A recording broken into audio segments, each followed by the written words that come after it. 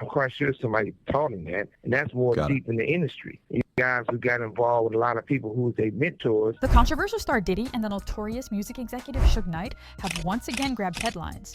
Last week on the PPD podcast, Suge made some startling claims about Diddy, suggesting that there's more to the music mogul that meets the eye. So get this, according to Knight, Diddy was groomed by the music executives for who he is today. These claims have brought back old feuds and sparked a ton of speculation about what really goes on in the music industry. So if you're saying what Diddy did to Usher or what Diddy did to Bieber, that we've seen these videos, not necessarily what he did, but the stories where he's living with them at 13. If he was their mentor, who was Diddy's mentor? We know some of the big names. I'm just curious if you have any names. You don't seem like somebody... Well, for number one was Clyde Davis. You got to understand one thing. Death Row, when I started Death Row, you got to remember one thing. The former CEO of Death Row Records hinted at a rocky future for some big names in the music industry.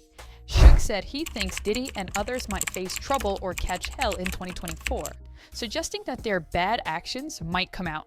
It sounds like he knows something yet to be exposed, or that there might be some hidden truth or scandals that are just waiting to be found. Suge has revealed that Usher was involved with Diddy back in 2016. He was mentored by Diddy at a young age, and according to his statements, he reportedly witnessed some very questionable behavior while under Diddy's wing. Usher mentioned that the things that he saw were not suitable for someone his age and indicated that there was a lot of, yeah, you know what happening. The R&B star described witnessing some very curious things during his time with the Diddler, stating that he went there to see how the lifestyle was, to which he found out was pretty wild. During his stay, Usher was exposed to a host of famous artists, including Biggie Smalls, Lil' Kim, Craig Mack, Faith Evans, and Mary J. Blige, who were often around as he recorded up until 4 a.m. Sheesh.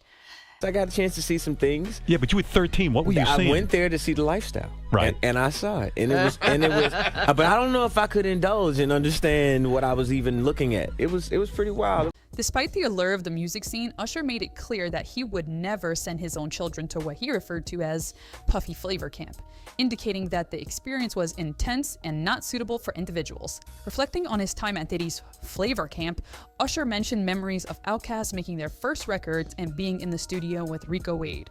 He described the experience as not just something about music, but also something about the energy and the lessons he learned from hip-hop artists about how to act and how to present themselves. Usher credited Diddy with also teaching him valuable entrepreneurship lessons, emphasizing Diddy's ability to create and execute creative ideas, as well as his understanding of how culture and collaboration worked. He was also privy to the Notorious B.I.G.'s 1994 album, Ready to Die, although he did admit that he didn't fully grasp the significance of the experience at the time. In a 2004 interview with Rolling Stone, Usher spoke about Diddy introducing him to a different lifestyle, particularly regarding the you-know-what industry. He did mention that there were always girls around and that he would witness various activities, per se, going on. It all came crashing down when Diddy's properties in Los Angeles and Miami were raided by federal agents amid the you-know-what trafficking allegations. Later came to find out it was owned by Sean Diddy Combs, and federal agents were raiding it in this federal sex trafficking investigation. And then we got the news that the very same thing was happening across the country at yet another residence of Diddy there. This footage showing Diddy's sons detained with federal agents surrounding them. Based on what you can see here, does this appear to meet the legal standard for excessive use of force?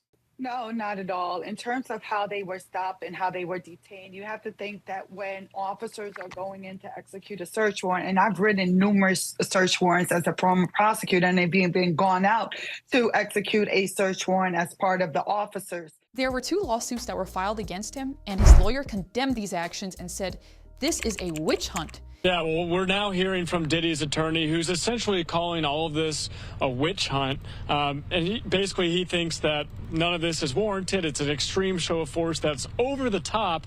And Colleen, in a statement just released from Combs' attorney, says there was a gross overuse of military-level force as search warrants were executed at Mr. Combs' residences. The statement goes on to say this is nothing more than a witch hunt and that Mr. Combs is innocent and will fight. Now hold on, bear with me, because this is where the video gets really juicy. Now, everybody knows that Diddy swings both ways. However, there were claims that Diddy gave Usher a sexually transmitted disease, which was supposed to be addressed in a book allegedly written by Kim Porter.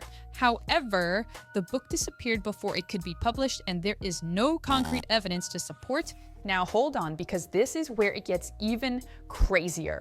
Suge also said that Diddy's sexual orientation and behavior may have been influenced by his own mentors. He said that Clive Davis is one of them. You guys who got involved with a lot of people who was their mentors, instead of having a guy to mentor your own father, they was having these guys they mentored. But hold on, because it gets even crazier for the diddler. Suge also tried to expose the dirt behind the music industry and said it's the mentors who have a role in shaping Diddy's approach and behavior. Even if Diddy stays untouched, he is not free from controversy. He literally lost millions and millions of dollars, and literally, I don't know if he's gonna come back from this. I mean, think about all of the stuff that has happened, and not to mention good old 50 Cent having a great old time over there on Instagram. Can't blame him. But yeah, in my opinion, I don't think that Diddy's coming back anytime soon. Okay, guys, so here's my thoughts. Usher, first of all, you're not innocent, okay? Because you were diddling around too, okay? This whole idea that, you wouldn't want to bring your kids there, oh my gosh, blah, blah, blah. Like, yeah, I hear you, buddy, I hear you. But for me not to believe that you weren't a part of what was going on in there would be outrageous to me. What were you doing? Standing outside with your hands in your pocket? What were you doing? Inside playing tic-tac-toe? Like, come on. So yeah, so that's my thoughts on Usher. I like that he's being somewhat honest though.